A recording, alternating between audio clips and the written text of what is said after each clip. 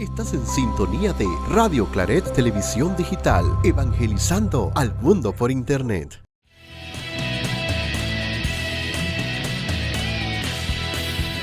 Radio Claret Televisión, evangelizando al mundo por Internet.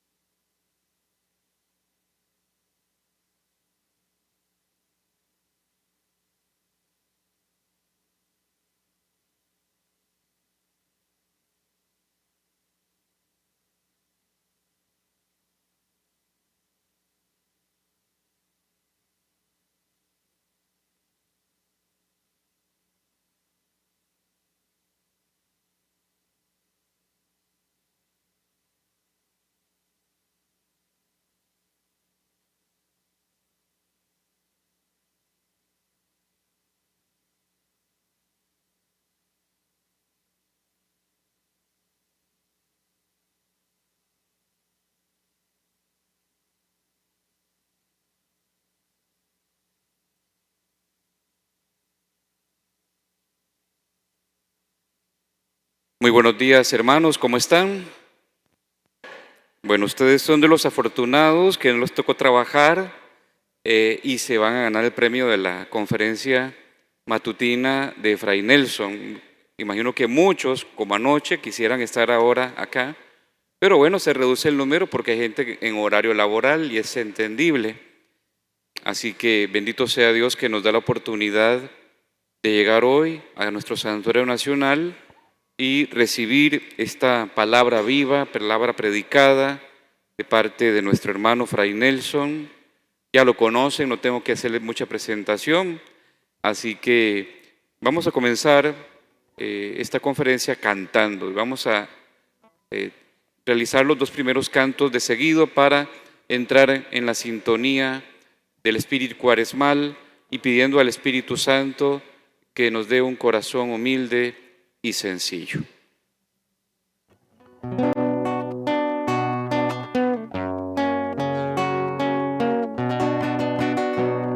Nos ha llamado al desierto, Señor de la libertad, y está el corazón abierto a la luz de tu verdad. Subimos con esperanza la escalada cuaresmal, el pueblo de Dios avanza hasta la cumbre pascual. Tu pueblo, Señor, camina desde la aurora al ocaso, a tu Pascua se encamina y te sigue paso a paso. Nos has llamado al desierto, Señor de la libertad, y el pueblo de Dios avanza hacia la cumbre pascual. Señor, te reconocemos y tu palabra escuchamos, tus caminos seguiremos y tu ley de amor cantamos. Nos has llamado al desierto, Señor de la libertad, y está el corazón abierto a la luz de tu verdad. Subimos con esperanza la escalada cuaresmal, el pueblo de Dios avanza hasta la cumbre pascual. Encerca, Señor, tu día en el que todo florece con su luz y su alegría, y al camino resplandece. Nos has llamado al desierto, Señor de la libertad, y está el corazón abierto a la luz de tu verdad. Subimos con esperanza la escalada cuaresmal, y el pueblo de Dios avanza hasta la cumbre pascual.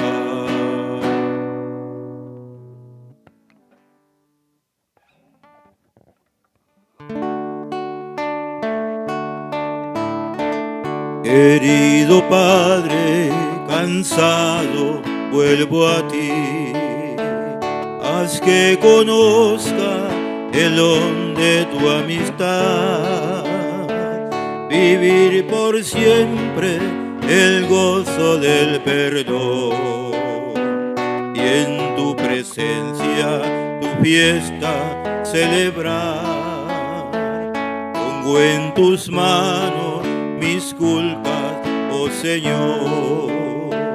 Estoy seguro de que eres siempre fiel. Dame la fuerza para poder andar, buscando en todo hacer tu voluntad. Padre, yo busco tu amor. Padre, vuelvo a ti. Mira que tu hijo soy. Padre, vuelvo a ti. Padre, yo busco tu amor. Padre, vuelvo a ti. Mira que tu hijo soy.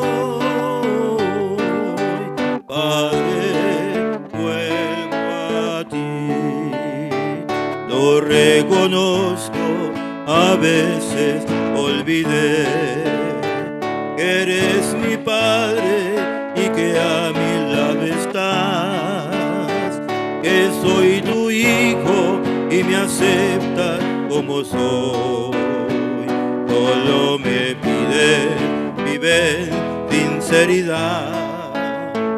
Quiero sentirte cercano a mi Señor, oír tu voz que me habla al corazón, sentirme libre desde tu libertad, ser signo vivo de la fraternidad.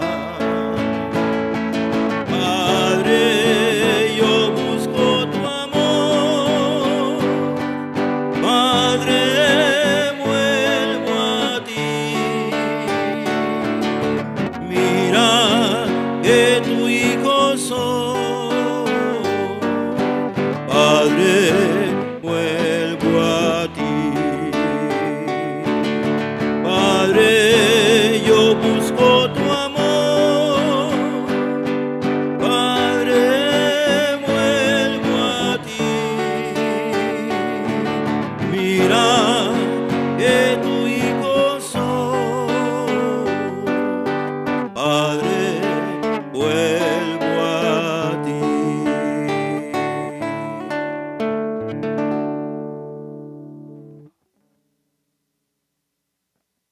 Hermanos queridos, buenos días. Les invito a ponernos de pies para darle un saludo a la Santa Virgen María. Dios te salve María, llena eres de gracia, el Señor es contigo. Bendita tú eres entre todas las mujeres, bendito es el fruto de tu vientre, Jesús. Santa María, Madre de Dios, ruega por nosotros pecadores, ahora y en la hora de nuestra muerte. Amén. En el nombre del Padre, y del Hijo, y del Espíritu Santo. Amén. Siéntense, por favor. Hermanos queridos, hay dos palabras en español que se parecen mucho, la palabra pecado y la palabra pecador. Son dos palabras que suenan muy semejantes y que se escriben de manera muy semejante. Pero resulta que Dios trata de manera muy diferente al pecado y al pecador. Y esa es la idea principal de esta enseñanza que vamos a compartir. Pecado y pecador se parecen mucho al escribirlas o al pronunciarlas, pero Dios trata de manera muy diferente al pecado y al pecador. Vamos a irnos al primer lugar de la Biblia en el que se menciona el pecado, para aprender sobre este tema que es tan hermoso, tan fascinante, porque nos va a conducir hacia la misericordia divina. Así que vamos al capítulo 3 del libro del Génesis, donde se cuenta el primer pecado, o como solemos decir, el pecado original. Aparece esta figura, la figura de la serpiente, de la cual nos dice el libro del Apocalipsis. La serpiente es el demonio, lo dice expresamente. Obra como una figura en ese texto del Génesis, una figura que tienta a Eva, y entonces pues viene el pecado. Pero yo voy a concentrarme en esta oportunidad en cómo obran ellos, Adán y Eva, los pecadores, y cómo obra Dios con ellos. Después de cometido el pecado, que fundamentalmente fue de desobediencia, de rebeldía y de soberbia, según nos explica el Catecismo de la Iglesia Católica, después de cometido el pecado, ellos pretenden apartarse de Dios. Y digo pretenden porque nadie puede esconderse de la mirada divina, pero ellos tratan de esconderse entre los árboles del jardín. Además, tratan de esconderse el uno del otro, haciéndose unos vestidos con unas hojas de higuera, un vestido a base de plantas, a base de hojas. Detrás de esas imágenes, el texto bíblico nos está enseñando dos cosas muy importantes. En primer lugar, que el pecador huye de Dios. Y en segundo lugar, que el pecador se esconde, se oculta, se enmascara frente a su prójimo, frente a su hermano. Ahora hagamos esta pregunta: ¿por qué huyen de Dios? ¿Por qué se apartan de Él? ¿Por qué quieren esconderse de Él? Y aquí viene un pensamiento interesante. El pecado les dañó los ojos. El pecado les dañó los ojos. Es decir, ya no miran a Dios como lo miraban. Y ya no se miran unos a otros como antes se miraban. No debe extrañarnos esta frase, hermanos, porque lo propio del pecado es atacar la creación divina. Lo que quisiera el demonio es vencer a Dios, lo cual es imposible. Como no puede vencer a Dios, intenta destruir, ensuciar, maltratar la creación. Entonces, como el pecado maltrata, destruye, corrompe la creación, cuando el pecado entra en nuestra vida, corrompe, destruye nuestro cuerpo y sobre todo corrompe y destruye nuestra alma. Nos enseña San Agustín que en el alma humana hay tres potencias: la inteligencia, la voluntad y la memoria. La inteligencia busca la verdad de manera natural. La voluntad busca el bien de manera natural. Y nuestra memoria busca el ser, lo que tiene consistencia, de manera natural. Pero cuando entra el pecado en nuestra vida, la inteligencia se corrompe, la voluntad se corrompe y la memoria se corrompe. Conviene ver cómo se corrompen estas potencias del alma, porque cuando hablamos de este tema no estamos hablando simplemente de unas palabras que se escribieron hace muchos años. Estamos hablando del daño que ha llegado a nuestra vida, porque todos los que estamos aquí, todos somos pecadores. ¿Cuál es la corrupción que causa el pecado en la inteligencia?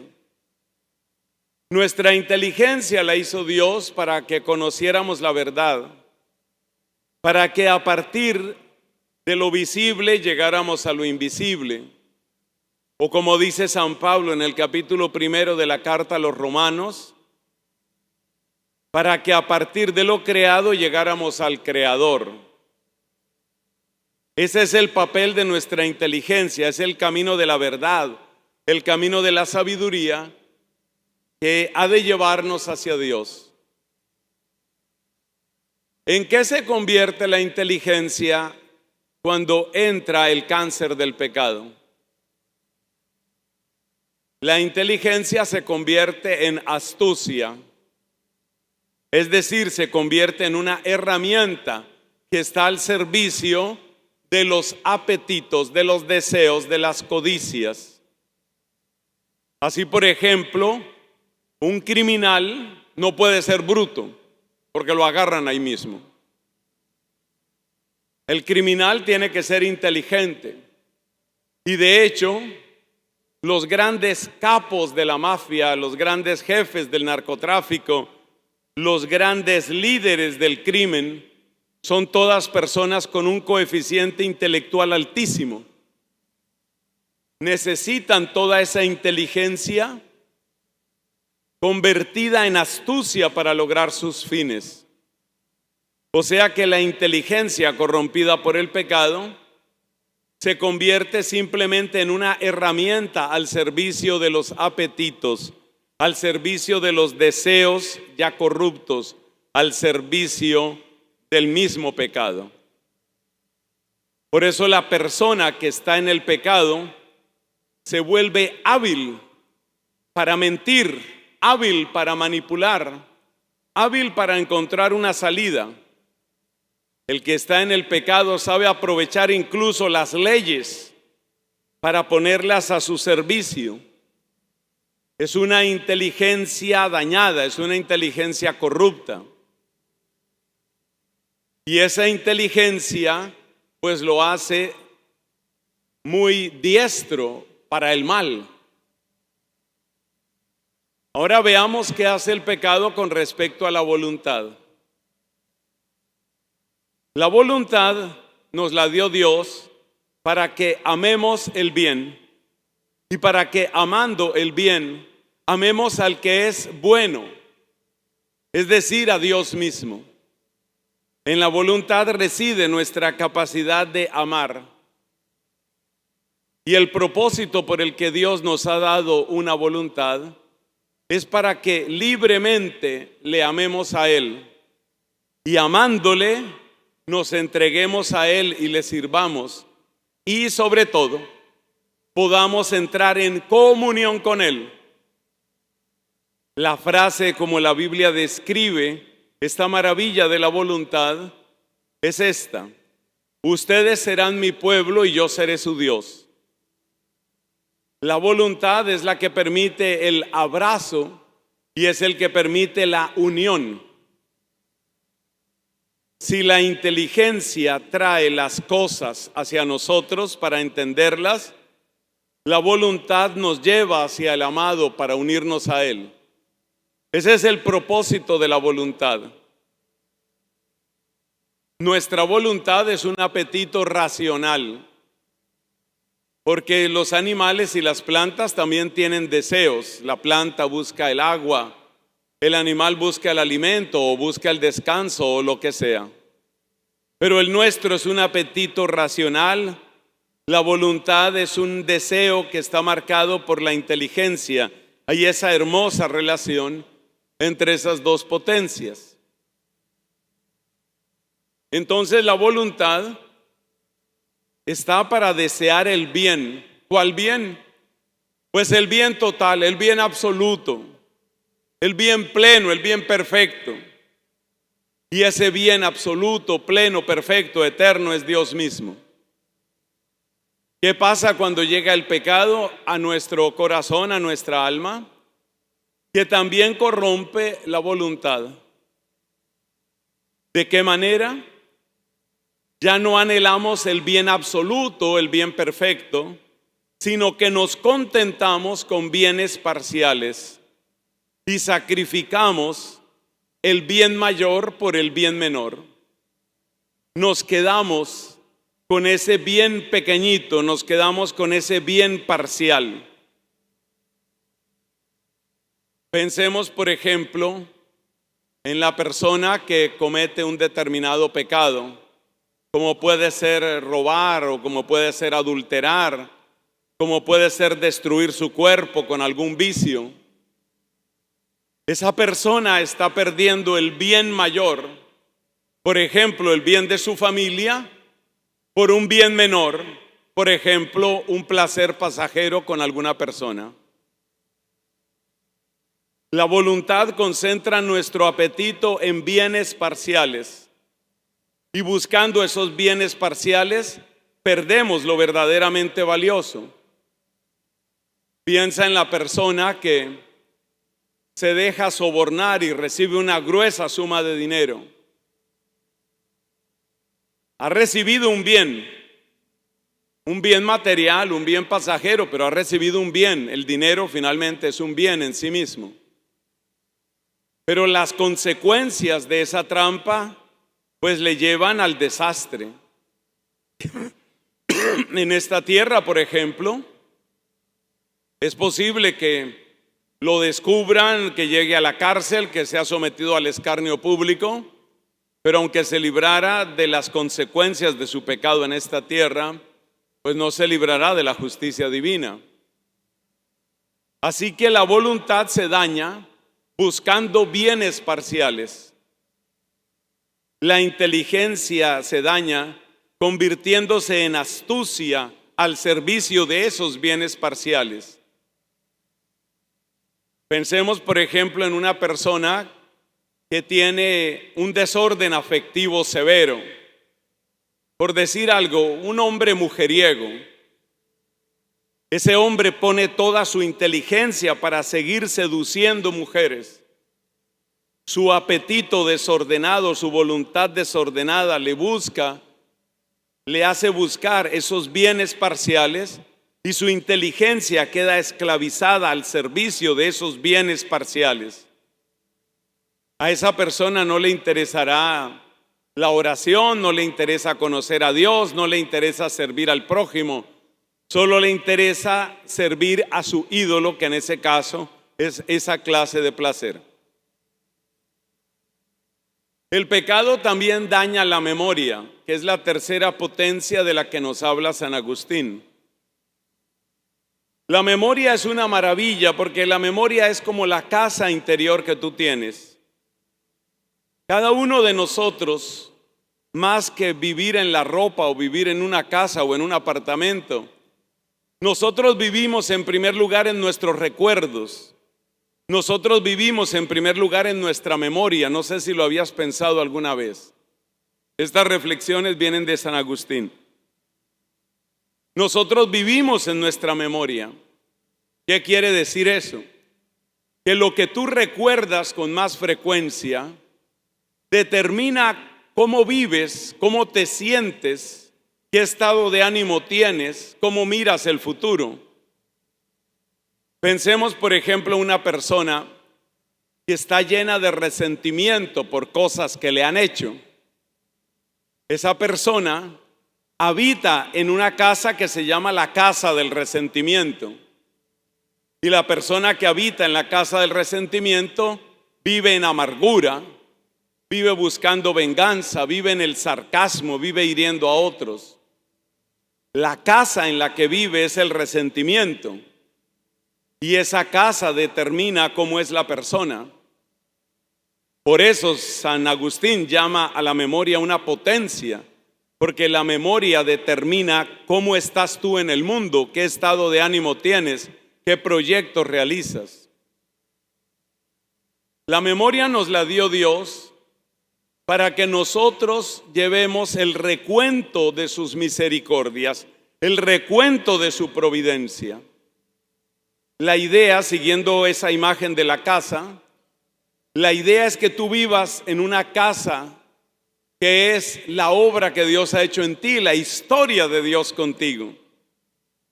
La persona que vive en esa casa, que es la casa de los recuerdos, es decir, de la memoria viva de lo que Dios ha hecho, es una persona que vive en gratitud.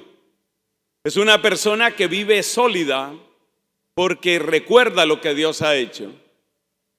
Es interesante ver que cuando aquel joven llamado David, el rey David, que no era rey en ese momento,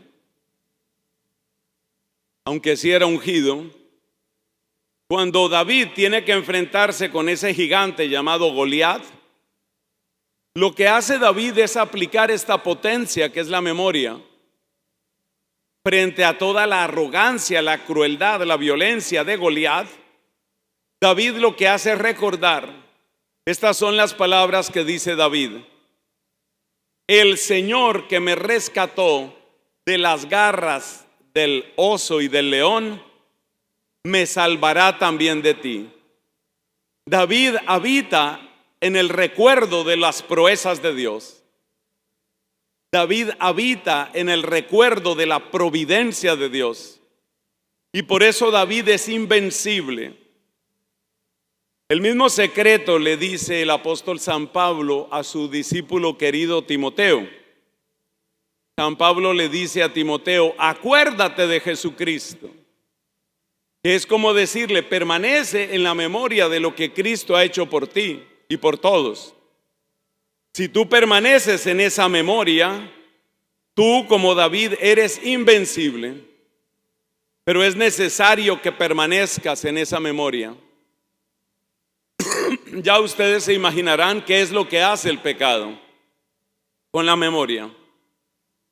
Lo que hace el pecado con la memoria es recordarte los bienes que encontraste cuando pecaste y al mismo tiempo recordarte continuamente las heridas y los maltratos que recibiste de otras personas.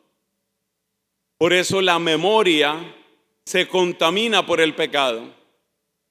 Pensemos, por ejemplo, una persona que ha vivido esclava de la lujuria.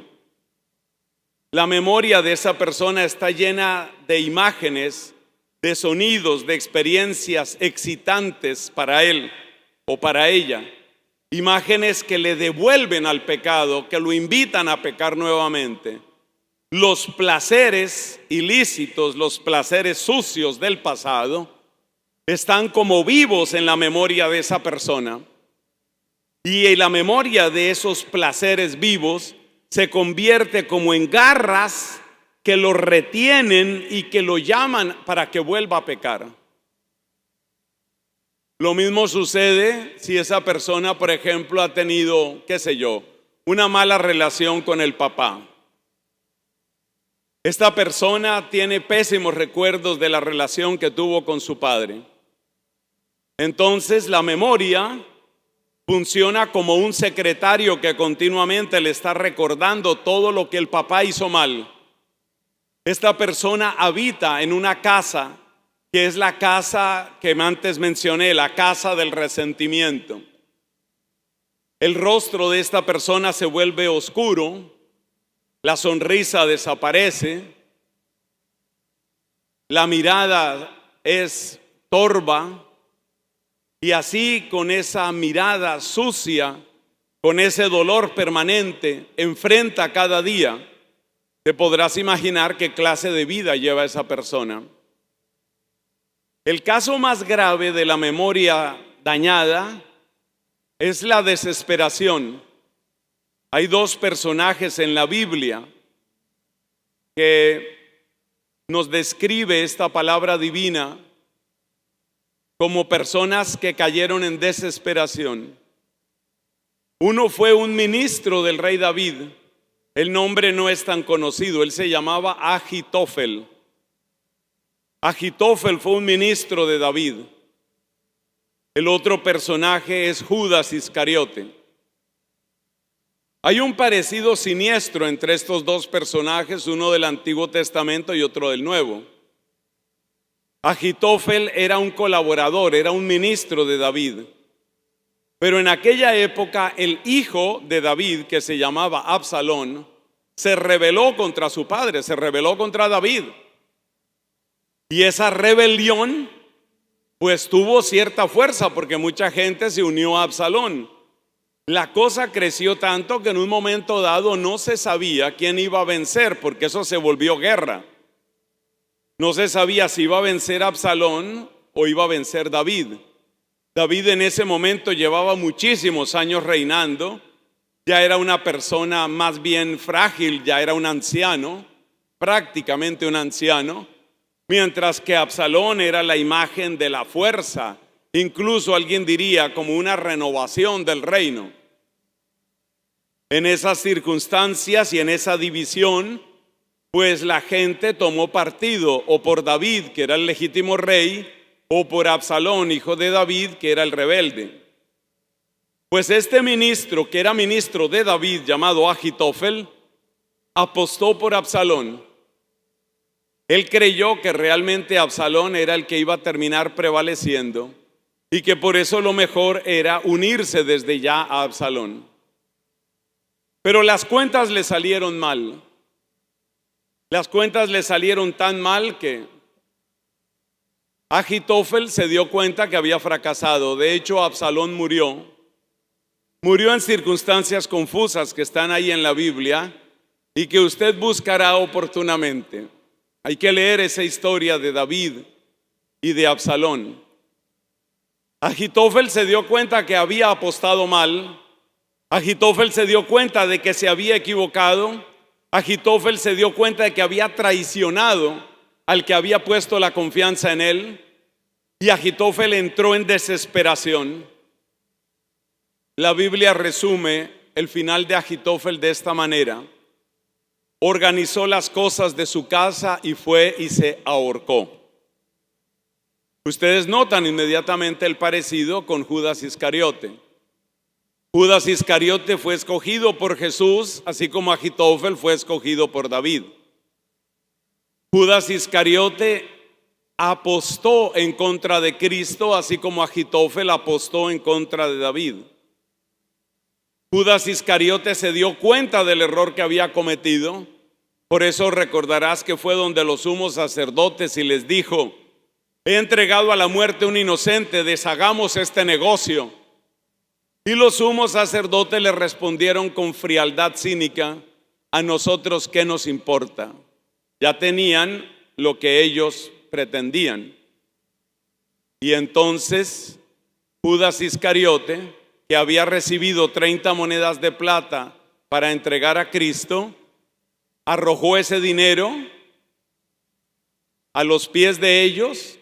¿Y qué hizo? Pues fue y se ahorcó. Lo que quiero destacar en esos personajes es lo que hace la corrupción de la memoria. La corrupción de la memoria hace que tú lo veas todo completamente oscuro. Para llevar a una persona a la desesperación, lo que hay que lograr es la corrupción de la memoria. Porque la persona siente que nada tiene sentido, que nada va para ninguna parte, que nunca cambiará nada, que todo está oscuro, que todo fue triste, que no hubo nada bueno. Y por supuesto, la mente humana no soporta ese bombardeo y para tratar de buscar un poco de tranquilidad puede tomar las decisiones que ya sabemos que tomaron Ahitofel y Judas Iscariote. Bueno, ahí vemos lo que hace el pecado en la inteligencia, en la memoria y en la voluntad. Para entender mejor o para resumir esta parte y pasar al siguiente punto de nuestra enseñanza, conviene tener en cuenta que lo que primero se daña es el amor. Y por eso lo primero que hay que recuperar es el amor. Y por eso el primer mandamiento, ¿de qué habla? Amar. Amarás al Señor tu Dios con todo tu corazón, con toda tu alma, con todas tus fuerzas. Porque lo que primero se daña es el amor. Y el amor se daña cuando dejamos de amar al que merece todo amor. El amor se daña cuando empezamos a amar lo menor y nos contentamos con lo menor con un poquito de dinero, con un poquito de placer, con un poquito de poder. Ahí es donde arruinamos la vida. Cuando nos contentamos con lo poquito. Y por eso la salvación es no contentarse con lo poquito. La salvación es decir, solo en Dios descansa mi alma. La salvación es decir, como dijo Santo Tomás de Aquino cuando Cristo le preguntó, ¿qué quieres? Y Santo Tomás dijo, nada, solamente a ti. La salvación está en el primer mandamiento de la ley de Dios. La salvación es limpiar el amor. Porque cuando el amor se corrompe, que es lo que pasa en la voluntad, entonces la inteligencia va detrás y la memoria va detrás. Ese es el orden. Esto lo explica bellamente Santa Catalina de Siena. Dice Santa Catalina, así como los pies llevan el cuerpo, el amor lleva el alma. Tú vas donde vaya tu amor. Por eso también nos dice la Escritura en un pasaje muy conocido, sobre todas las cosas, cuida tu corazón porque en él están las fuentes de la vida. Cuida tu corazón. Entonces lo que hace el pecado es dañar el amor. ¿Cómo lo daña? Poniéndote a escoger bienes menores. Una vez que escoges bienes menores, también conocidos como ídolos, la inteligencia entra servilmente a acompañar ese deseo limitado de la voluntad. Y entonces la inteligencia ya no busca la verdad, sino solo busca el instrumento, solo busca el recurso, solo busca la astucia. Y mientras tanto la memoria se va llenando cada vez más de los bienes parciales que se lograron con el pecado, mientras también recoge el inventario de los males que hemos sufrido de otras personas, de los traumas que tenemos. Esa es la corrupción que trae el pecado. Ahora bien, hemos llegado a esta reflexión inspirada en San Agustín y en Santa Catalina. Hemos llegado a esta reflexión porque hemos hablado de cómo el pecado te daña los ojos. Efectivamente, mis hermanos, nuestros ojos no ven el mundo como el mundo es. Nosotros vemos el mundo como nosotros somos. Cada uno de nosotros tiene unos anteojos como yo tengo estas gafas. Cada uno de nosotros tiene unas gafas con las que mira el mundo. Y esas gafas son el estado de tu inteligencia, de tu voluntad y de tu memoria. Si tú tienes tus gafas limpias y apropiadas, entonces tú ves las cosas como las ve Dios. Eso quiere decir que tú ves en los demás lo que es cierto y tú buscas en los demás lo que es bueno y tú recuerdas de los demás la historia que Dios está escribiendo con ellos. Pero si tú tienes tus gafas rayadas, oscurecidas, sucias, marcadas por sangre de venganza o por la oscuridad de la amargura, así ves el mundo. Y por eso el pecador huye de Dios. Todo este recorrido es para que entendamos por qué el pecador huye de Dios.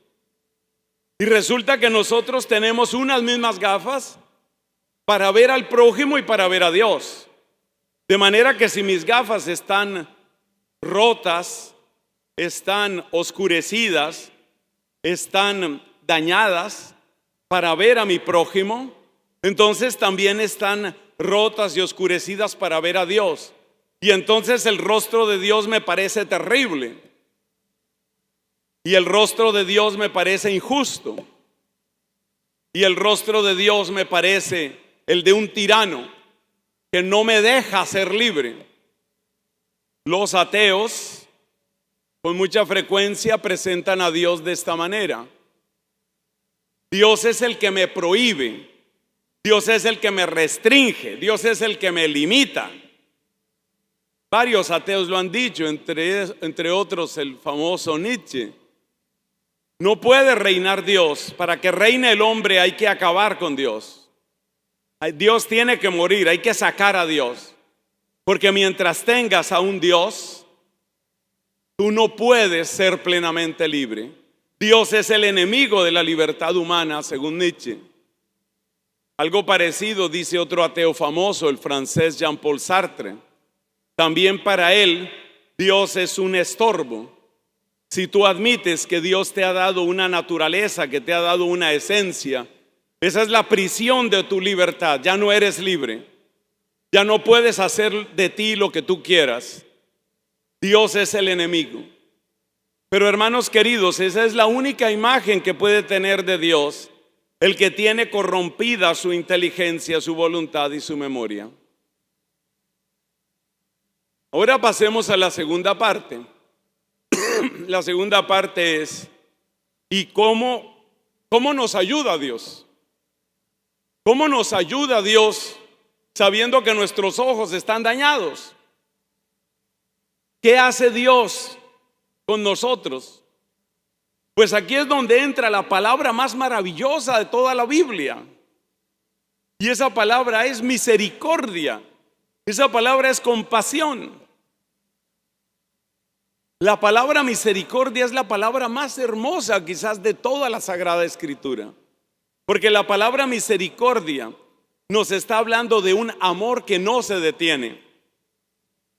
La palabra misericordia nos está hablando de un amor que pasa por encima de nuestra ingratitud.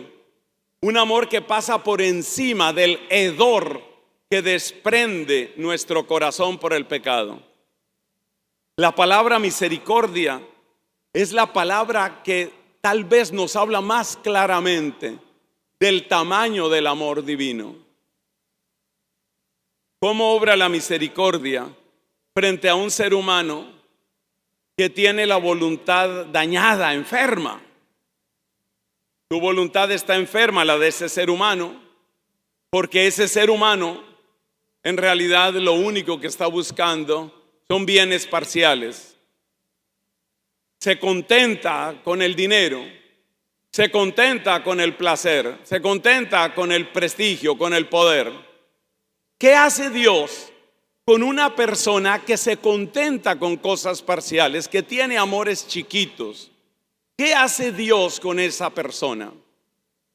¿Qué hace Dios con esa persona que tiene una inteligencia desviada y que únicamente tiene su inteligencia para mirar en todas las cosas, a ver, yo cómo saco provecho de esto, yo cómo me salgo con la mía? ¿Qué hace Dios con una persona que se ha acostumbrado a victimizarse y a pensar, yo soy el que más ha sufrido, la gente nunca me ha querido, todos me rechazan? ¿Qué hace Dios con esas personas? Hermanos, la Biblia entera es la respuesta a esas preguntas. La Biblia entera es la respuesta a qué hace Dios con el hombre, con el ser humano enfermo, malogrado, malherido, arrojado al borde del camino. Pero la respuesta, hermanos queridos, la respuesta de qué hace Dios aparece desde el mismo libro del Génesis. Y hay dos aspectos de ese capítulo 3 del Génesis que yo creo que hay que destacar.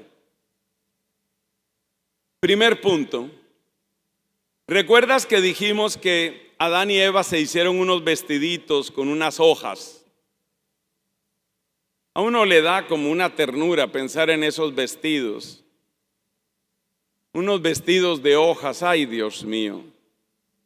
Pues Dios se compadeció de ellos. ¿Y qué nos dice la Escritura? Para que veamos cómo Génesis 3 es el principio del Evangelio de la misericordia. Nos dice que Dios les hizo unos vestidos mucho mejores. Eran unos vestidos de cuero, unos vestiditos de cuero. Yo quiero que tu corazón sonría pensando en la ternura divina. Yo quiero que tu corazón sonría pensando que Dios ve la rebeldía de ellos, Dios ve la obstinación de ellos, Dios ve la desobediencia de ellos, pero viéndolos así, desobedientes, rebeldes, enemigos suyos en cierto sentido, Dios de todas maneras dice, son desobedientes, son rebeldes, son obstinados, pero están tan mal vestidos, venga a ver, yo les hago alguna cosa. Ese es Dios. Es decir, la ternura de Dios está por encima de la terquedad humana. Y esto es muy bello.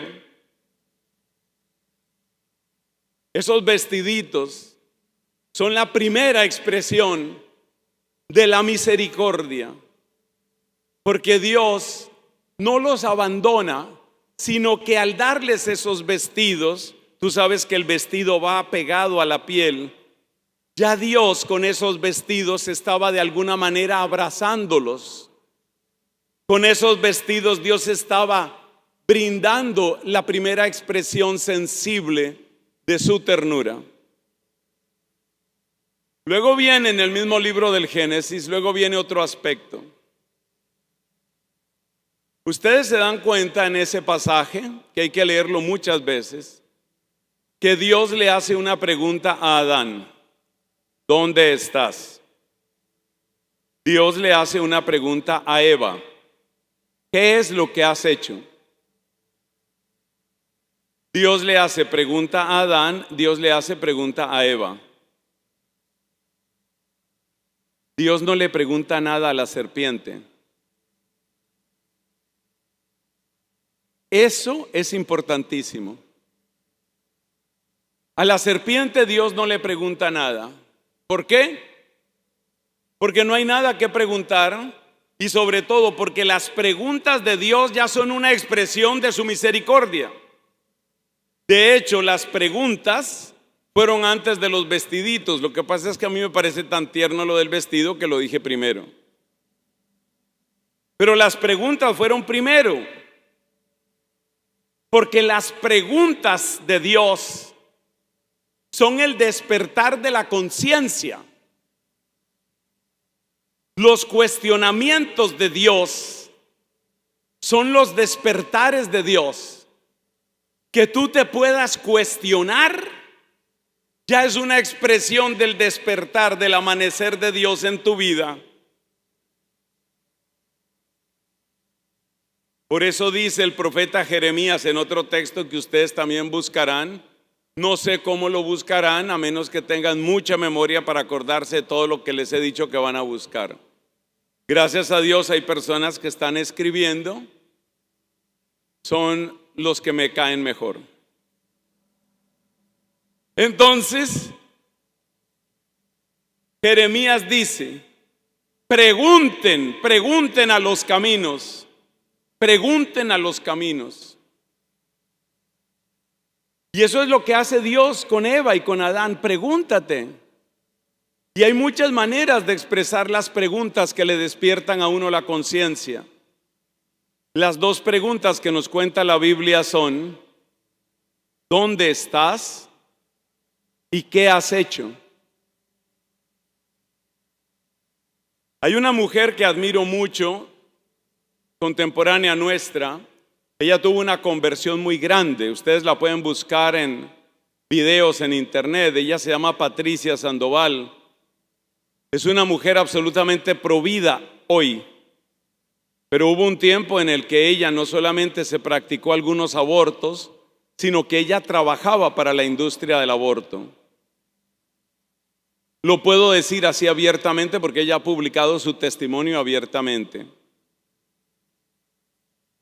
Patricia Sandoval una vez se dio cuenta en uno de esos abortos, se dio cuenta al desechar a la criatura que acababan de matar, alcanzó a darse cuenta que ese bebecito, ese fetico, todavía se movía. Y al darse cuenta de eso, vino a ella la misma pregunta que Dios le hizo a Eva: ¿qué es lo que has hecho? Viendo ese ser que todavía se sacudía indudablemente con dolor, como peleando por su vida, ella tuvo que preguntarse: ¿qué es lo que he hecho? O sea que las preguntas de Dios son una expresión de su misericordia, porque las preguntas de Dios están recuperando tu inteligencia. Cuando tú te cuestionas, cuando tú dices: ¿pero qué es lo que estoy haciendo? O lo que tantas personas cuentan en los retiros espirituales: Hay tantos retiros tan bellos donde la gente está cambiando su vida. Si no has hecho un buen retiro espiritual hace poco, hazlo, por favor. Un buen retiro espiritual siempre lleva a la persona a preguntarse, pero yo, ¿qué es lo que estoy haciendo? Que fue la pregunta que Dios le hizo a Eva, o la pregunta que Dios le hizo a Adán: ¿dónde estás? Esa pregunta a veces resurge en el corazón de personas que están metidas en un vicio, que están metidas en un crimen, que son cómplices de cosas horribles. Y entonces la persona se pregunta, pero ¿hasta dónde voy a llegar? Pero yo, ¿por qué estoy aquí? Esas preguntas son ternura de Dios, son misericordia de Dios. Esas preguntas son el despertar de tu inteligencia, para que tu inteligencia no se quede simplemente como esclava de deseos parciales e idolátricos. Entonces fíjate que ahí está la misericordia de Dios en esas preguntas, y está la misericordia de Dios en ese vestidito, y está la misericordia de Dios en el tercer elemento que quiero mencionar, porque hay por lo menos tres. Te quiero contar que Dios los sacó del paraíso por misericordia. Esto lo he contado muchas veces. Cuando yo era niño, cuando yo era adolescente, asociaba esa imagen de Dios sacándolos del paraíso como cuando mis papás me regañaban por algo. Mi papá se puso bravo, no me dejó jugar más. Mi papá me castigó. Mi mamá está brava conmigo. Muchos años después entendí, hermanos queridos, no es así, no es así. Hermanos queridos, Dios sacó a Adán y Eva del paraíso por misericordia, y por misericordia puso aquel querubín con una espada de fuego que impedía el retorno. Por misericordia los convirtió en peregrinos, por misericordia los puso a experimentar las dificultades que estaban fuera del paraíso, que son las mismas que nosotros conocemos. Cuando uno dice estas palabras no parecen comprensibles en un primer momento. ¿Cómo así que por misericordia los sacó del paraíso? Sí, mis hermanos, es así. Es que el paraíso ya no es lugar de salvación. Escribe esta frase si quieres, porque te conviene, escribe esta frase. Para el que se ha rebelado contra Dios, el paraíso es templo de idolatría. Es decir, para los que estamos heridos por el pecado, cuantas más comodidades, cuantos más placeres, cuantas más ganancias, cuanto más lucro, cuanto más importancia, cuanto más aplauso, peor. Para la persona que tiene el corazón dañado, la prosperidad es veneno. Para la persona que tiene el corazón dañado, la abundancia de placeres es abundancia de cadenas. Para la persona que tiene el corazón dañado, tener más poder significa más oportunidades de dañarse más. Sí, hermanos, porque después del pecado el mundo se volvió ambiguo. Después del pecado, las mismas cosas que tenían que llevarnos a Dios se pueden convertir en fines falsos en los que ponemos nuestro corazón, en los que ponemos nuestra esperanza. Y si nosotros empezamos a poner nuestra esperanza ahí, más nos alejamos de Dios. Además, en una frase que me gusta repetir, tú notas que Adán y Eva fueron sacados del paraíso, la serpiente no. Por eso me gusta esta frase: todo paraíso tiene su serpiente. Y si tú tienes una vida de prosperidad, si la vida te ha sonreído con muchos bienes materiales, si tienes mucha salud y muy buenos amigos y muy buena comida y muchas comodidades, tú deberías estar mucho más que otros, en absoluta vigilancia, porque puedes estar seguro, pero segurísimo, de que ese paraíso está lleno de serpientes.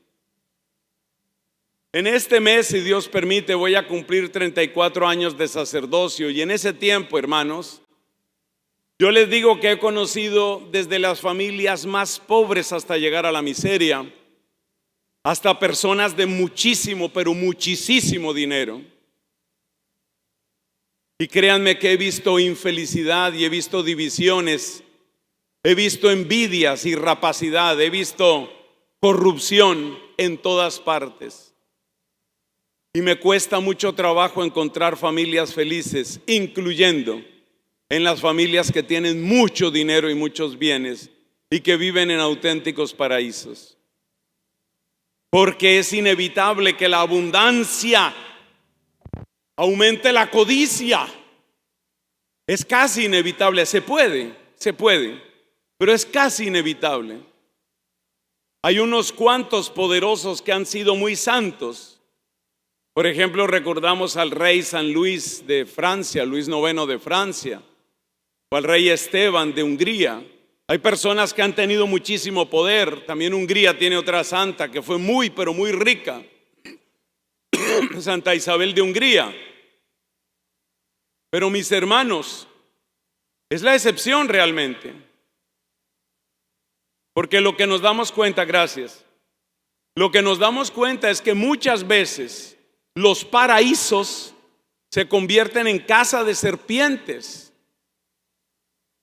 Entonces Dios muchas veces tiene que sacarte de tu paraíso, tiene que sacarte de tu zona de confort, tiene que sacarte de ese lugar de prosperidad. En una de sus primeras predicaciones a nosotros los religiosos, el Papa Francisco, con ese tono típico que todos le conocimos, decía: los mejores tiempos para las comunidades religiosas han sido los tiempos de pobreza y de necesidad, y los peores tiempos han sido los tiempos de abundancia y de lujo. Y tiene toda la razón. Entonces eso quiere decir que Dios ama cuando da y Dios ama cuando quita. Escribe eso por ahí que te conviene. Dios ama cuando da y ama cuando quita, incluyendo cuando nos quita afectos que eran importantes para nosotros, cuando nos quita dinero que creíamos seguros, cuando nos quita importancia y los aplausos se van para otra parte, cuando nos quita salud y empezamos a sentir que la enfermedad nos arrincona. Es un misterio, pero ese misterio está aquí. Es el misterio mismo de la cruz. Lo que estaba haciendo Dios cuando sacó a aquellos, Adán y Eva, del paraíso, era ponerlos en peregrinación. ¿Hacia dónde? Hacia la cruz. Es decir, es misericordia de Dios que Dios haga fracasar unos cuantos de mis planes, que Dios me quite unos cuantos de mis amigos, que Dios dañe en algo mi salud. Pero qué locura. Ustedes estarán diciendo: pero ¿a qué vine yo a este santuario? A que me dijeran estas cosas. Pues sí, a eso viniste. A eso viniste, a escuchar que Dios tiene una sabiduría que está mucho más allá de nuestros planes. Y por eso Cristo nos enseñó a rezar diciendo: Señor, hágase tu voluntad. Porque muchos de nosotros somos como niños pequeños. Si le preguntas a un niño, digo a la inmensa mayoría de niños, no falta el niño excepcional, pero yo no fui uno de esos. Tú le preguntas al niño: hijo, ¿qué quieres? ¿Qué quieres, papito? ¿Quieres más espinaca o quieres un chocolate? La gran mayoría de los niños panameños dirán: espinaca. Entonces, hermanos, nosotros lo que queremos es siempre eso: lo suave, lo fácil, lo placentero, lo que alimenta nuestro ego. Y es ternura de Dios, que nos saque de nuestra comodidad. Y eso fue lo que Dios hizo con Adán y Eva: los sacó de la comodidad, los sacó de su zona de confort. De hecho, eso fue lo que le sucedió también a Israel en el desierto. De hecho, eso fue lo que le sucedió también a los judíos después del destierro. Y de hecho, eso es lo que enseña Jesús en las bienaventuranzas.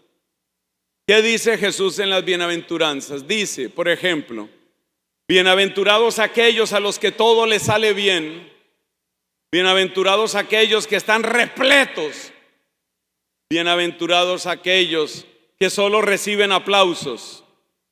Eso no es lo que dice. Eso no es lo que dice. Bueno, pero entonces Dios se va a dedicar únicamente a martirizarnos y maltratarnos a ver si así nos santifica. Mira, existe una palabra que es la palabra preciosa después de misericordia y es la palabra providencia. Dios sabe cuál es la medida que tú necesitas. Esto lo enseñó muy sabiamente el querido San Ignacio de Loyola, el fundador de los jesuitas, siglo XVI. Decía San Ignacio de Loyola: todos necesitamos consolación y desolación, y Dios es el que sabe cuánto y cuándo da una cosa y da la otra. Cuando uno está ciego, cuando uno es inmaduro, cuando uno está metido en el pecado, cuando uno es un idólatra, que yo creo que aquí todos lo hemos sido en algún momento y de alguna manera, uno no entiende ese lenguaje de Dios, uno no lo entiende. Y como uno no entiende el lenguaje de Dios, uno reniega y se queja como Israel en el desierto. Uno no entiende eso de Dios. Pero si el Espíritu Santo sigue trabajando en ti, si el Espíritu Santo sigue haciendo su obra en ti y tú se lo permites, hay un momento en el que tú empiezas a llegar a lo que San Ignacio de Loyola llamaba la santa indiferencia. Y la santa indiferencia consiste en que tú empiezas a reconocer que los caminos de Dios son más sabios que los tuyos, que a Dios se le ocurren cosas que a ti no se te ocurren, y que Dios sabrá por dónde te va llevando. Dios sabe cuál es la medida que tú necesitas. Entonces, en algún momento Dios te llena de consolación. Las cosas te salen bien, te sientes amada, te sientes amado, te sientes a gusto. Lo que querías con tanto ardor se va consiguiendo. Eso es bueno. Te sientes a gusto. Muy bien, eso es consolación. Pero Dios no puede llevarte solo por la consolación, así como tú tampoco educas a tus hijos solo dándoles caramelos y chocolates. Hay un momento en el que es necesario también lo otro, es necesaria la desolación. Tenías un plan maravilloso y de repente fracasa. Hiciste una inversión económica fuerte, pero las cuentas no te salieron bien y hubo un dinero importante que se perdió. Hay una persona que amabas entrañablemente, que puede ser de tu propia familia, enfermó, se agravó y ha muerto. Y te hace una falta terrible. O tal vez eres una persona más joven y eres una persona que consideras que encontraste la pareja perfecta. Ella es para mí, yo soy para ella, o él es para mí, yo soy para él. Y sientes que esa es la persona y parece que las cosas se están dando y eres la mujer más feliz y eres el hombre más feliz hasta que resulta que no. Hasta que resulta que no. Y entonces tú te disgustas. O tienes un anhelo muy grande que no se cumple. ¿Por qué si yo lo único que quiero es que me funcione este negocio? ¿Por qué si yo lo único que quiero es que este hijo cambie? ¿Por qué si lo único que quiero es que esto? Pues ¿sabes quién es un cristiano? Un cristiano de verdad es aquel que dice: yo lo único que quiero es que se haga la voluntad de Dios en mi vida. Y la busco con amor. Y la busco con perseverancia. Eso es lo único que yo quiero. Voluntad que a veces entiendo más y a veces entiendo menos. Pasemos, para terminar, pasemos a los evangelios, pasemos a la persona de Cristo. ¿Cómo Cristo termina de sanar nuestras potencias? ¿Y cómo en la cruz está la respuesta a esa sanación que necesitamos? Esto es lo más hermoso de toda la Biblia, porque vamos a hablar de Jesús. ¿Cómo nos ayuda Jesús? Dijimos que lo primero era el amor.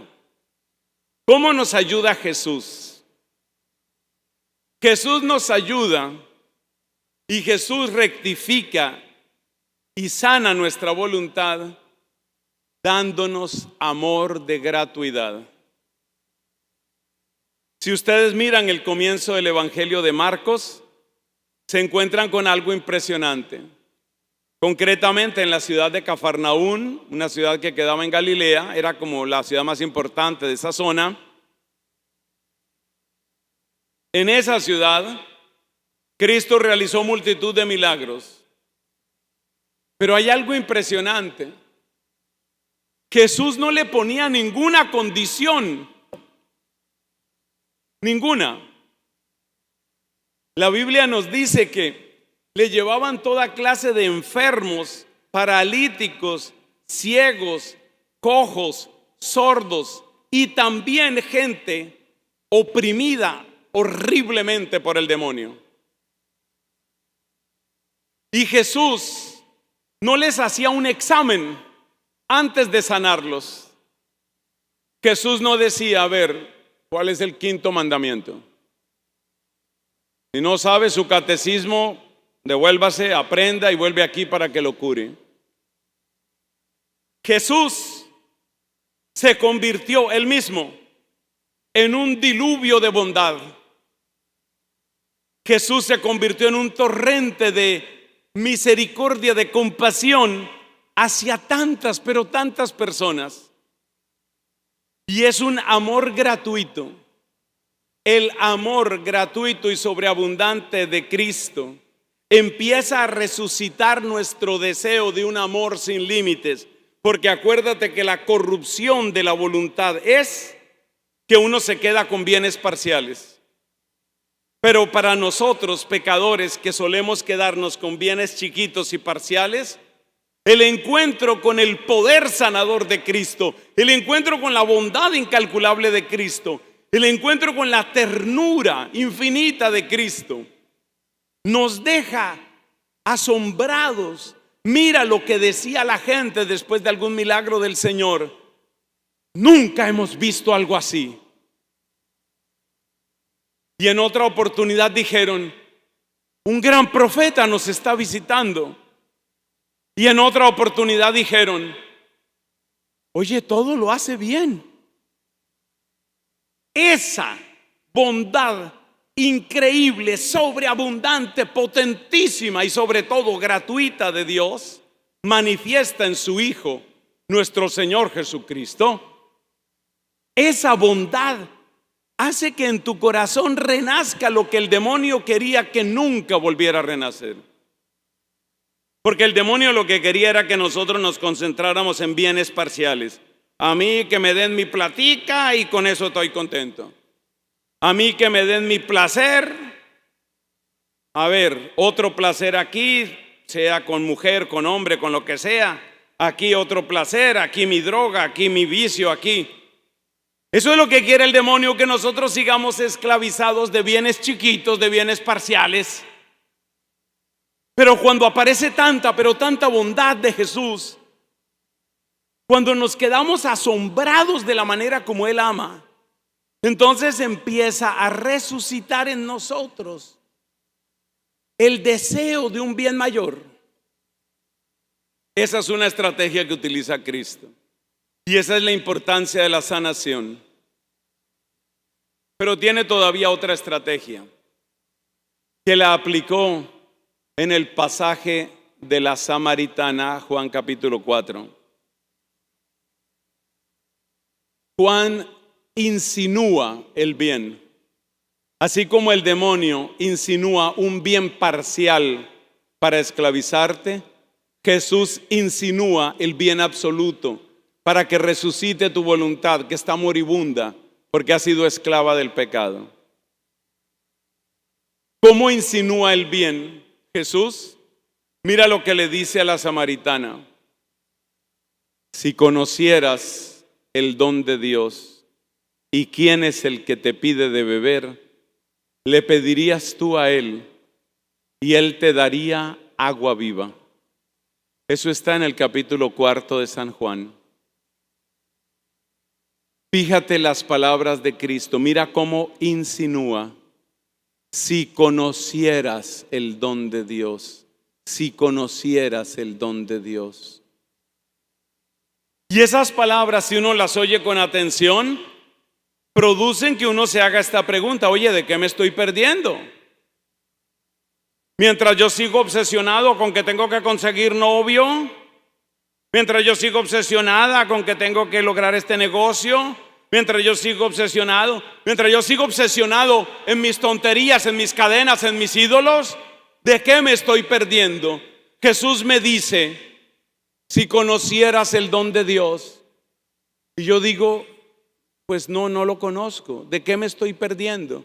Y de esa manera la insinuación de Cristo me hace intentar algo diferente. Lo que hace Cristo con su bondad abundantísima y gratuita, y lo que hace Cristo con sus insinuaciones, es resucitar la voluntad muerta, esclavizada, enceguecida. ¿Cómo resucita Cristo nuestra inteligencia? Cristo resucita nuestra inteligencia mostrándonos una verdad que nos asombra. Hay dos pasajes, sobre todo en los evangelios, que muestran el poder que tiene la verdad, incluso en la persona pecadora. Antes de hablar de Cristo, debo mencionar a Juan Bautista.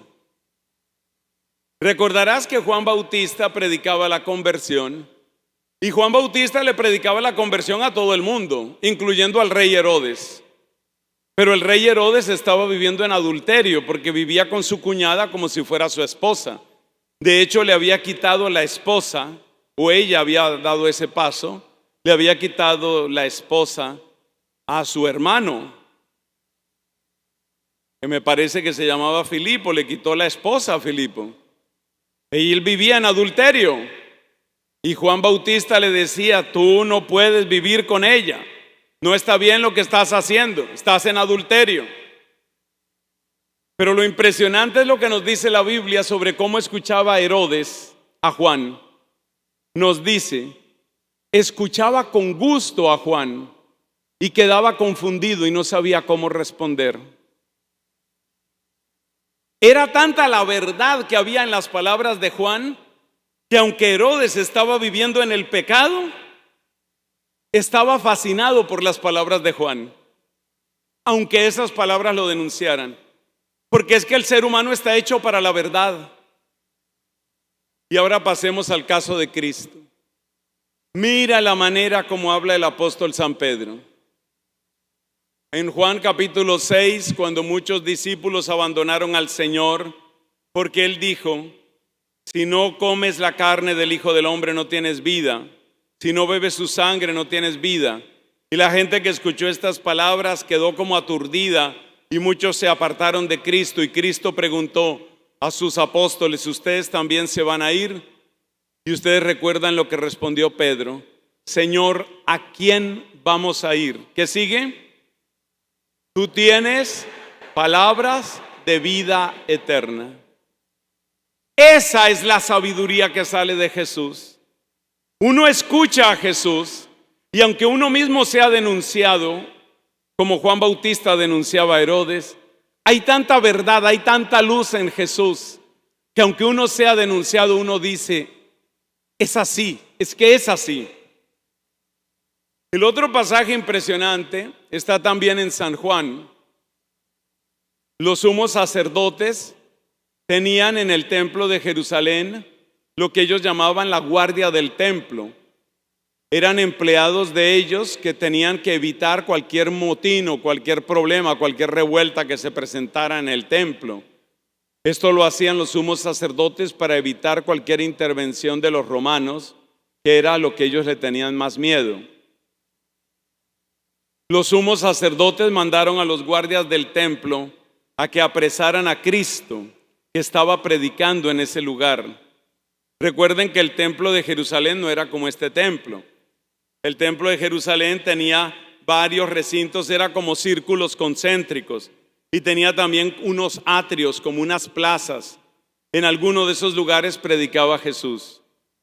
Entonces los sumos sacerdotes les mandaron a los guardias del templo a que fueran a apresar a Jesús. Pero los guardias del templo volvieron con las manos vacías y les preguntaron entonces los sumos sacerdotes: ¿qué pasó? ¿Por qué no lo han apresado? Mira la respuesta que dan ellos: nadie ha hablado nunca como ese hombre. Arriésgate a escuchar la palabra de Cristo, que la verdad resuena en toda la Biblia. La Biblia es irreemplazable, el Evangelio es irreemplazable. Arriésgate a escuchar la palabra de Cristo y tú repetirás como los guardias: nadie puede hablar como Él. ¿Y qué es lo que sucede? Que cuando se despierta la admiración, como la admiración que tuvo el pueblo ante los milagros y como la admiración que tuvo la gente ante la elocuencia divina del Señor, cuando se despierta esa admiración, la inteligencia que ha estado presa de bienes menores y ha estado esclavizada al servicio de la astucia, la inteligencia se despierta y dice: hay algo mejor, hay algo superior, hay algo que merece la pena, hay algo que es la verdad. Y el Cristo mismo lo dijo: yo soy el camino, la verdad y la vida. De manera que Cristo, con su sabiduría, despierta nuestra inteligencia, y por eso el contacto con la palabra de Dios nos ilumina y nos libera. ¿Y ahora qué pasa con la memoria? Cristo nuestro Señor sana también nuestra memoria. ¿Cómo sana Cristo nuestra memoria? De muchas maneras, pero para no extenderme quiero mencionar solo una: con el perdón. Hermanos, la experiencia de ser perdonado es lo más hermoso que puede suceder. La experiencia del perdón. ¿Por qué? Porque todas esas voces de tu pasado que te gritan y que te acusan, todas esas voces, Cristo las manda callar, como mandó callar al viento y al mar cuando la barca de los apóstoles estaba en medio de la tempestad. No se nos debe olvidar, hermanos, lo que nos enseña el libro del Apocalipsis. Dice el Apocalipsis que el oficio principal del demonio es ser acusador.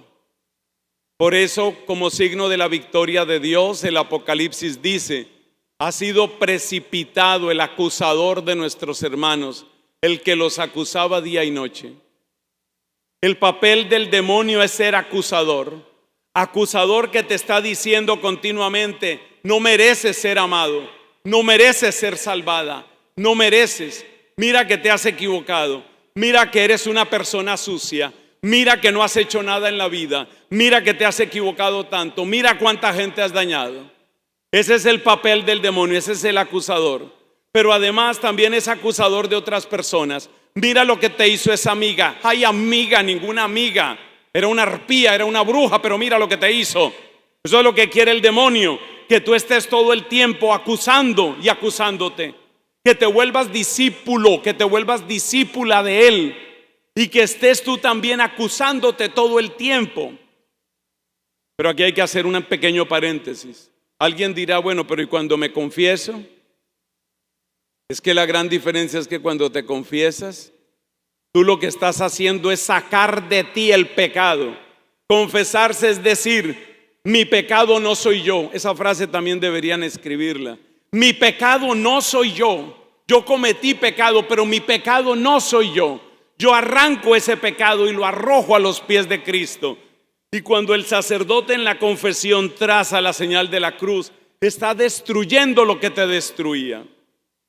Entonces la acusación en la confesión es básicamente acusación de aquello que te destruía. ¿Qué hace Cristo con el perdón?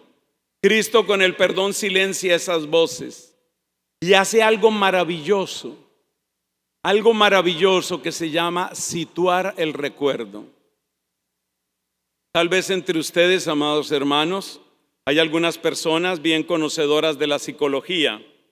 Espero que estarán de acuerdo conmigo en esto que voy a decir.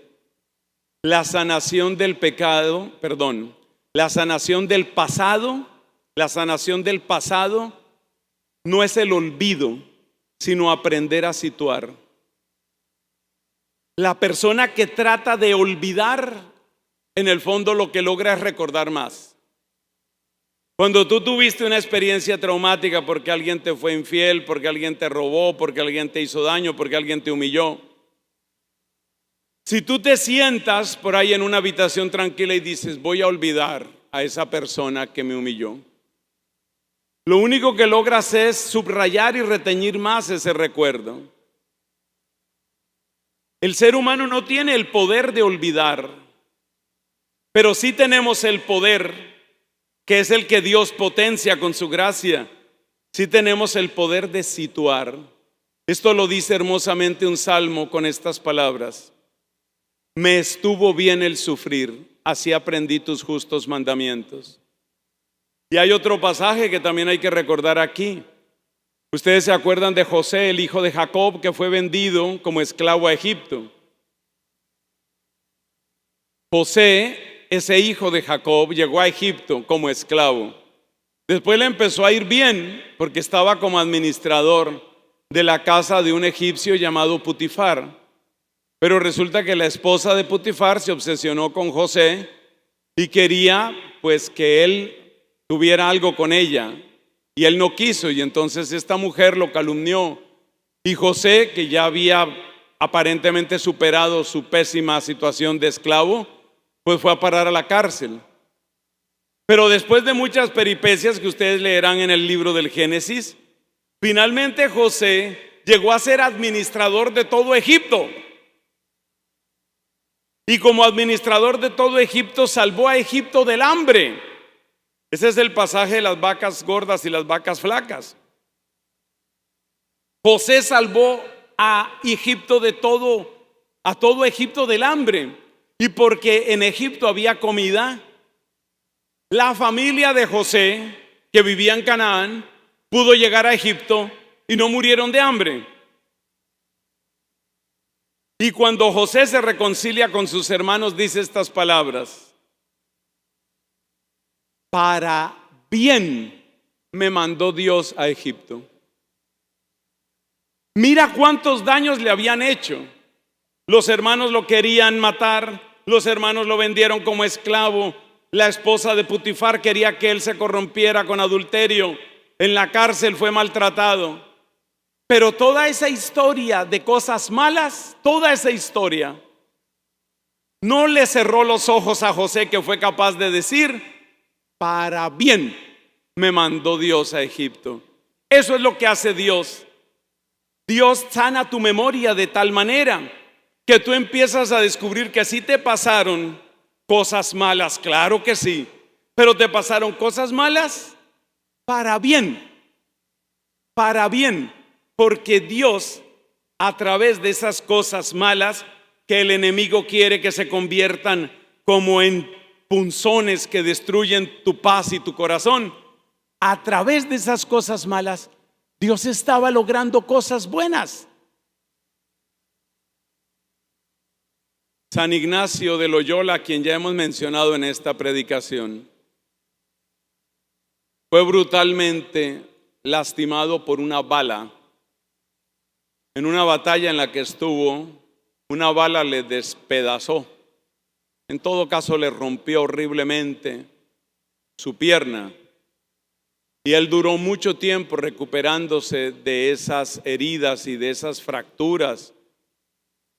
En aquel tiempo en el que no había anestesia, le hicieron una operación. ¿Tú te imaginas lo que es una operación en la pierna, en la rodilla, sin anestesia? Bueno, le hicieron la operación, acuérdate que no había antibióticos, no me imagino cómo sería esa recuperación, pero después de que pasó eso, resulta que la operación quedó mal hecha. Entonces tuvieron que hacerle una segunda operación. Fue mucho sufrimiento, el sufrimiento de la herida, el sufrimiento de la convalecencia, el sufrimiento de la primera operación, el sufrimiento de la segunda operación. Pero ¿qué decía San Ignacio? Bendita bala que destruyó mi cuerpo, pero salvó mi alma. Porque San Ignacio llegó a ser San Ignacio por eso. Entonces, ¿qué es lo que hace Cristo con tu memoria? Cristo con tu memoria te da el beneficio del perdón y te da la luz del sentido, del significado. Una luz que amanece tenuemente en el alma, pero que cada vez va creciendo más, hasta el punto en el que tú dices: oye, Dios lo sabía todo, es una maravilla lo que hizo Dios. Oye, pero qué bien que obró Dios. Pero uno no lo ve al principio. Resumimos y terminamos. El pecado nos daña los ojos. El pecado quiere que miremos a Dios como un tirano, como un enemigo, como un competidor, como alguien que no nos entiende y que solo nos prohíbe. El pecado logra eso, dañándonos la inteligencia, la voluntad y la memoria, pero el orden en que lo logra es primero la voluntad. Siempre te daña primero el amor, luego la inteligencia y luego la memoria. Dios no se ha quedado quieto frente a esa realidad. No. Dios en su bondad ha salido al rescate nuestro. Y la razón por la que Dios ha salido en nuestro rescate se llama misericordia, por puro amor. Porque tanto amó Dios al mundo que envió a su Hijo al mundo, para que todo el que cree en Él no perezca, sino que tenga vida eterna. Y en Cristo, particularmente en Cristo, se ha sanado nuestra voluntad por un amor sobreabundante, inexplicable, que hace que resucite nuestro deseo del bien total. Cristo, a través de su sabiduría, a través de su verdad incontestable, resucita nuestra inteligencia y hace que busque la verdad y que no se quede simplemente como servidora de la idolatría. Cristo sana nuestra memoria con el bien del perdón y ayudándonos a situar todo lo que ha sucedido en nuestro pasado. Esas son las maravillas del amor de Dios. Esas son las maravillas de Cristo. Y así en Cristo, particularmente en su cruz, descubrimos cuánto nos ha amado Dios, ya que Él tiene los brazos así extendidos para acogernos. Corramos presurosos al corazón de Jesús y recibamos el bien que Él nos trae. Pongámonos de pies para una breve oración y luego vamos a cerrar con un par de cantos que están en las hojas que ustedes han recibido. Ponemos, Jesús, nuestra confianza en ti. Es verdad que hemos sido ovejas extraviadas. Es verdad, Señor, que nos hemos apartado de tu rebaño. Es verdad que hemos renegado de tus caminos y de tus planes. Es verdad, Señor, que siempre hemos querido justificarnos y que en cambio guardamos fiel memoria de cualquier daño que nos hayan causado. Hoy, con la frente agachada, hoy con el corazón contrito, volvemos a ti. Hoy venimos a decirte que nuestra confianza y nuestra esperanza están solamente en ti. Hoy venimos, Señor, a agradecerte y a glorificarte porque no hay nadie como tú. Hoy venimos, Jesús, a decirte, como dice el Salmo: sáname porque he pecado contra ti. Hoy venimos a decirte: sana nuestra voluntad que se ha contentado con amores chiquitos y ha puesto en primer lugar lo que no debe estar en primer lugar, porque ese lugar te pertenece solo a ti. Hoy venimos a decirte: sana nuestra inteligencia, que ha sido esclava en la tiranía de los ídolos y que necesita, Señor, necesita de tu liberación. Revela en nosotros la verdad genuina. Y hoy venimos a decirte: sana nuestra memoria, tráele paz a nuestro pasado. Haz, Señor, que tu victoria sea perfecta en nosotros. Por favor, repiten después de mí, hermanos: Señor Jesús, creemos en ti. Señor Jesús, esperamos en ti. Señor Jesús, te amamos. Señor Jesús, te adoramos. Señor Jesús, te pedimos perdón por los que no creen, no esperan y no aman. Recibe nuestro corazón arrepentido y haz que nuestro corazón sea semejante al tuyo. Amén. Gloria al Padre, al Hijo y al Espíritu Santo.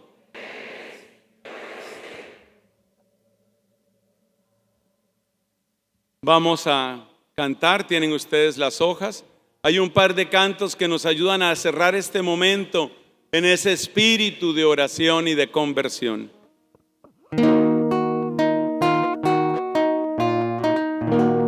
Dios no quiere la muerte del pecador, sino que viva, que se convierta,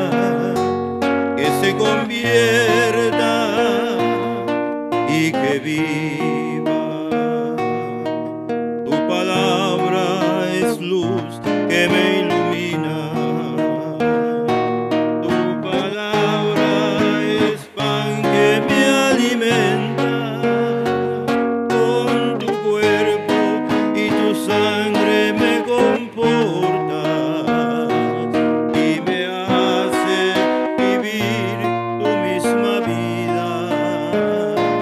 Dios no quiere la muerte del pecador, sino que viva, que se convierta,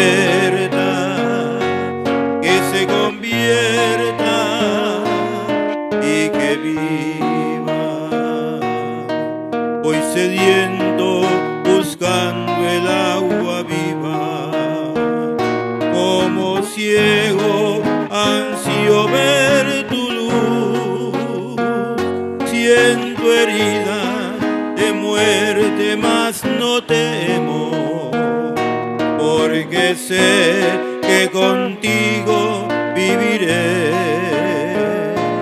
Dios no quiere la muerte del pecador, sino que viva, que se convierta,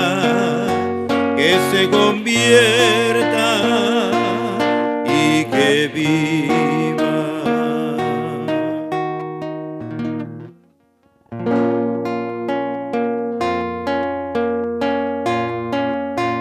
Vengo ante ti, mi Señor, reconociendo mi culpa. Con la fe puesta en tu amor, que tú me das como a un hijo. Te abro mi corazón y te ofrezco mi miseria, despojado de mis cosas.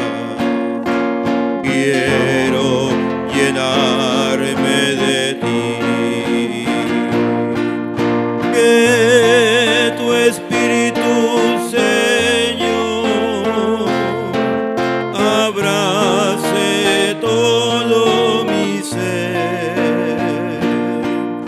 Hazme dócil a tu voz,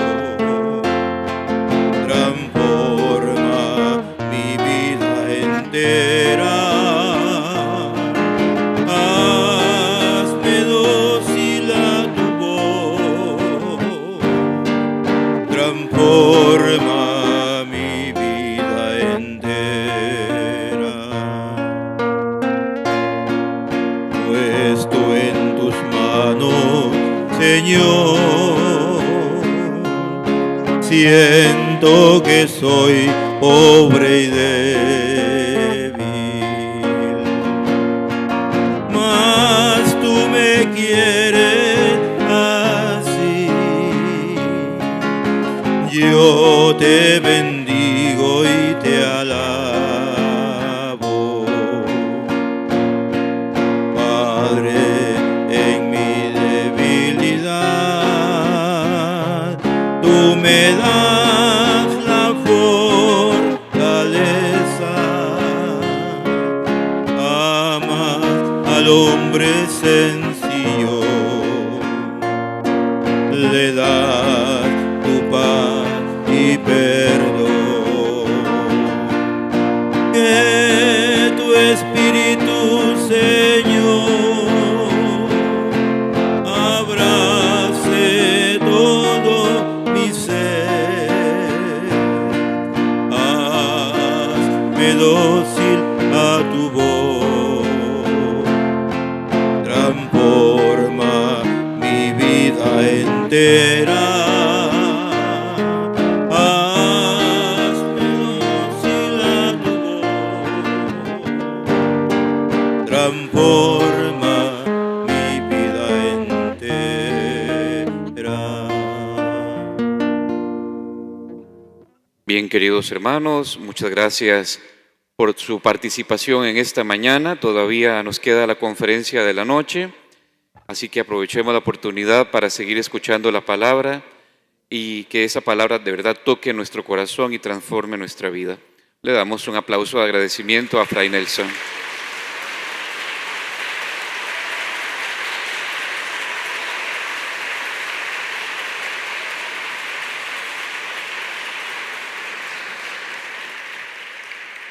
Tengan todos un feliz día.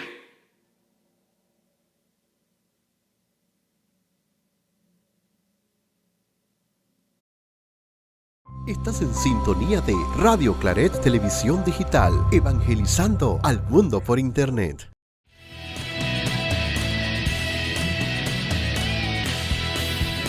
Radio Claret Televisión, evangelizando al mundo por Internet.